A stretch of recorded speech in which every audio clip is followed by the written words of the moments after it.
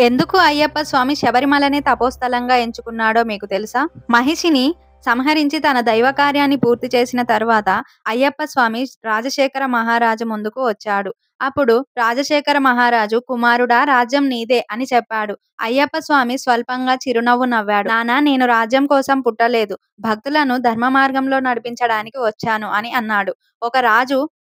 ఒకరోజు అయ్యప్ప స్వామి ధ్యానంలో ఉండగా లోతైన అరణ్యంలో ఉన్న ఒక పర్వత శిఖరం నుండి ఒక ప్రకాశవంతమైన దివ్యకాంతి ఆయనను ఆకర్షించింది. అది తిరుమల దేవుడు చేసిన మహాయోగ తపస్సు యొక్క శక్తి. ఆ శక్తిని స్పృశించిన క్షణంలోనే అయ్యప్ప స్వామి నిర్ణయించుకున్నాడు, ఇదే నా తపోస్థలం. ఇక్కడికే భక్తులు కష్టాలతో కొండలు, అరణ్యాలు దాటి నా కోసం వస్తారు. వారి మనసు శుద్ధి అవుతుంది, పాపాలు కరిగిపోతాయి. అందుకే ఆయన రాజశేఖర మహారాజు గారికి చెప్తాడు, "ఈ పర్వతంపై నాకు ఆలయం నిర్మించు నాన్నా అని. ప్రవేశానికి 18 పవిత్ర మెట్లు ఏర్పాటు చేయండి" అని చెబుతాడు. అలా శబరిమల అయ్యప్ప స్వామికి శాశ్వత తపోస్థలంగా మారింది. ఈ విషయాన్ని మొదటిసారి తెలుసుకున్నట్లయితే లైక్ చేసి సబ్స్క్రైబ్ చేయండి. ఓం హరహర సుతనే అని కామెంట్ చేయండి.